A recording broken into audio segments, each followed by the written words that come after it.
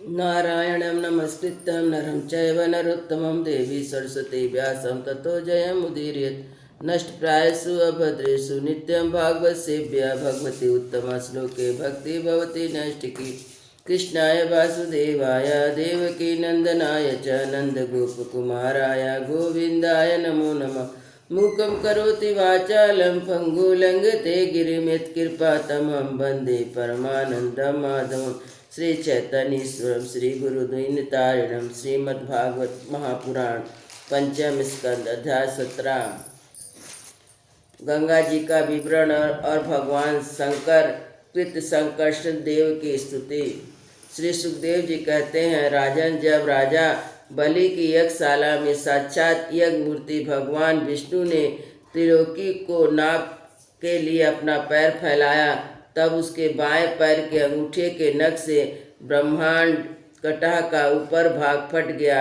उस छिद्र से होकर जो ब्रह्मांड से बाहर के जल की धारा आई, वह उस चरण कमल को धोने से उसमें लगी हुई केसर से मिलने से लाल हो गई, और उस निर्मल धारा का स्पर्श होते ही संसार के सारे पाप नष्ट हो जाते हैं, किंतु वह सर्वदा निर्मल ही रहती है। पहले किसी और नाम से पुकार कर उसे भगवत पदी ही कहते थे। वह धारा हजारों युग बीतने पर भी स्वर्ग के शिरोभाग में स्थित ध्रुवलोक में उतरी, जिसने विष्णुपाद भी कहते हैं। वीरवट परीक्षित, उस ध्रुवलोक में उत्तानपाद के पुत्र परम भागवत ध्रुव जी रहते हैं। वे नित्य प्रति बढ़ते हुए भक्ति भाव से यह हमारे कुल देवता का चरणोदक है ऐसा मानकर आज भी उस जल को बड़े आदर से सिर पर चढ़ाते हैं। उस समय प्रेमावेश के कारण उनका हृदय अत्यंत गदगद हो जाता है। उत्कंठवश परवश मुदे हुए दोनों नयन कमलों से निर्मल आंसुओं की धारा बहने लगती है। शरीर में रोमांच हो आता है। इसके पश्चात आसमनिष्ठ सप्तर्षिगण उनका प्रभाव जानने के कारण यही तपस्या की अत्यंतिक सिद्धि है ऐसा मानकर उसे आज भी इस प्रकार आदरपूर्वक अपने जटाजूट पर वैसे ही धारण करते हैं जैसे मुमुक्षु प्राप्त हुई मुक्ति को। वे बड़े ही निष्काम हैं। सर्वदा भगवान वासुदेव की निश्चल भक्ति को ही अपना परम धन मानकर इन्होंने अपना सभी कामनाओं को त्याग दिया है। यहाँ तक कि आत्मज्ञान को भी ये उनके सामने कोई चीज़ नहीं समझते। वहाँ से गंगा जी की करोड़ों विमानों से घिरे हुए आकाश में होकर उतरती और चंडमन को अप्लावित करती हुई मेरी शिखर पर ब्रह्मपुरी में गिरती है। ये सीता, अलकनंदा, चक्षु, भद्रा नाम के 4 धाराओं में विभक्त हो जाती है तथा अलग अलग चारों दिशाओं में बहती हुई अंत में नद नदियों के अधीश्वर समुद्र में गिर जाती है। इसमें सीता ब्रह्मपुर से गिरकर केसराचल के सर्वे शिखर से होकर नीचे की ओर बहती गंधमान के शिखर पर पहुँचती है। भद्रा 100 वर्ष को प्लावित कर पूर्व की ओर खारे समुद्र में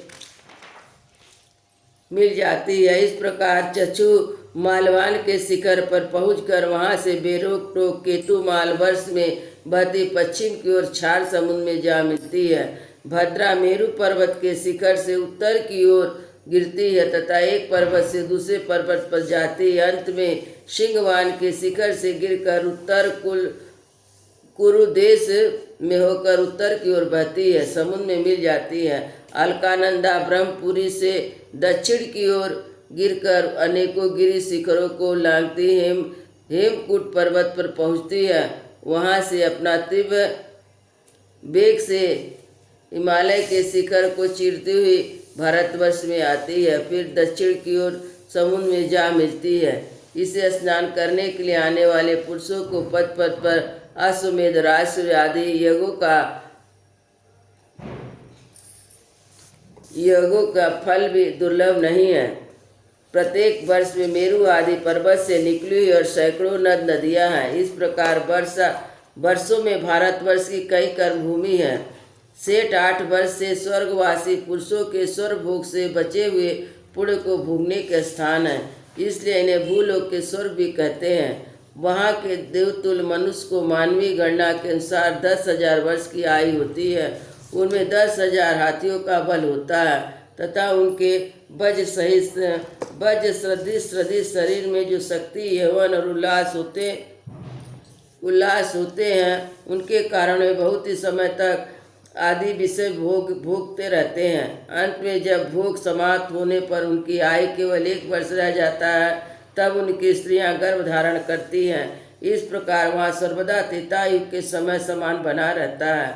वहाँ ऐसे आश्रम, भवन और वर्ष, पर्वतों की घाटियाँ, जिनके सुंदर वन उपवन, सभी ऋतुओं के फूल फल के गुच्छे, फल और नूतन पल्लों की शोभा के भार से झुकी हुई डालियाँ, लताओं वाले वृक्ष से सुशोभित है। वहाँ निर्मल जल से भरे हुए ऐसे जलाशय भी हैं, जिनमें तरह तरह के नूतन फल खिले रहते हैं, और उन कमलों की सुगंध से प्रमुदित होकर राजहंस, जलमुर्ग का कारंडव, सारस, चकवा आदि पक्षी तरह तरह की बोली बोलते हैं, तथा भिन्न भिन्न जाति के मतवाले भौरे मधुर मधुर गुंजार करते रहते हैं। इन आश्रमों, भवनों, घाटियों तथा जलाशयों में वहाँ के देवेश्वरगण परम सुंदरी देवंगनाओं के साथ उनके कामोन्मत्त सूचक हास विलास और लीला कटाक्ष से मन और नेत्रों को आकृष्ट हो जाने के कारण जल क्रीड़ा आदि नाना प्रकार के खेल करते हुए स्वच्छंद विहार करते हैं, तथा उनके प्रधान उच्चगर अनेक प्रकार की सामग्रियों से उनका आदर सत्कार करते हैं।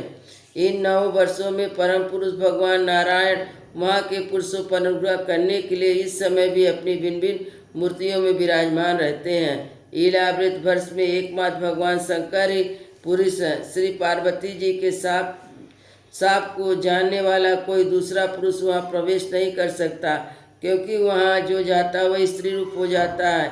इस प्रसंग को हम आगे 9वें स्कंद में वर्णन करेंगे। वहाँ पार्वती एवं उनकी अरबों खरबों दासियों से सेवित भगवान शंकर परम पुरुष परमात्मा की वासुदेव, प्रद्युम्न, अनिरुद्ध और संकर्षज्ञ चतुर्भुज मूर्तियों से अपनी कारण रूप संकर्षण नाम की तमा प्रधान चौथी मूर्ति ध्यान स्थित मनोमय विग्रह के रूप में चिंतन करते हैं, और इस मंत्र का उच्चारण करते इस प्रकार स्तुति करते हैं। भगवान शंकर कहते हैं, ओम, जिसमें सभी गुणों की अभिव्यक्ति होती है, उनादि अव्यक्त मूर्ति ओंकार स्वरूप परम पुरुष श्री भगवान को नमस्कार है। भजनीय प्रभु, आपके चरण कमल भक्तों को आश्रय देने वाले तथा आप स्वयं संपूर्ण ईश्वर के परम आश्रय हैं। भक्तों के सामने आप अपना भूत भावन स्वरूप पूर्णतः प्रकट कर देते हैं, उन्हें संसार बंधन से भी मुक्त कर देते हैं, किंतु वह भक्तों को उस बंधन में डालते रहते हैं। आप ही सर्वेश्वर हैं। मैं आपका भजन करता हूँ। प्रभु, हम लोग क्रोध के आवेग को नहीं जीत सके तथा हमारी दृष्टि तत्काल पाप से लिप्त हो जाती है, परंतु आप तो संसार का नियमन करने के लिए निरंतर साक्षी रूप से उसके सारे व्यापारों को देखते रहते हैं। तथापि हमारी तरफ से आपकी दृष्टि उन मायिक विषयों तथा चित्त की वृत्तियों के नाम मात्र से ही प्रयत्न नहीं पड़ता। ऐसी स्थिति में अपने मन को बस में करने की इच्छा वाला कौन सा पुरुष आपका आदर ना करेगा। आप जिन पुरुषों की मधु आस्वादी पाने के कारण अरुण नयन और मत वाले नयन पड़ते हैं, तो उस माया के वशीभूत होकर ही ऐसा मिथ्या दर्शन करते हैं। आपके चरण स्पर्श से चित्त चंचल हो जाने के कारण नाग पत्नियां लज्जावश आपकी पूजा करने में असमर्थ हो जाती हैं। वेदमंत्र आपकी जगत की स्थिति उत्पत्ति स्थिति लय का कारण बताते हैं, किंतु आप स्वयं इन तीनों विकारों से रहित है, इसलिए आपको अनंत कहते हैं। आपके सहस्त्र मस्तकों पर यह भूमंडल सर्पों के दाने के समान रखा हुआ है। आपको यह नहीं मालूम पड़ता कि कहाँ स्थित है। जिनसे उत्पन्न हुआ अहंकार रूप अपने त्रिगुणमय तेज से देवता, इंद्र और भूतों की रचना होती है। वे विज्ञान के आश्रय भगवान ब्रह्मा जी के भी आपके ही महत्वत्व संज्ञक प्रथम गुणमय स्वरूप है। महातत्व अहंकार इंद्रिया विनामी देवता, अहंकार इंद्रिया अभिमान देवता, इंद्रिया पंचभूत आदि हम सभी डोरी में बंधे हुए पक्षी के समान आपकी क्रिया शक्ति के वशीभूत होकर आपकी कृपा से जगत की रचना करते हैं। सत्वादिक गुणों की दृष्टि से मोहित हुआ जीव आपकी रची हुई या कर्म बंधन में बांधने वाली माया तो कदाचित जान भी लेता, किंतु उनसे मुक्त होने का उपाय उसे सुगमता से नहीं मालूम होता। इस जगत की उत्पत्ति प्रलय भी आपके ही रूप है, ऐसे आपको मैं बार बार नमस्कार करता हूँ। वृंदावन बिहारी लाल की जय, जय श्री राम लला की जय। गुरु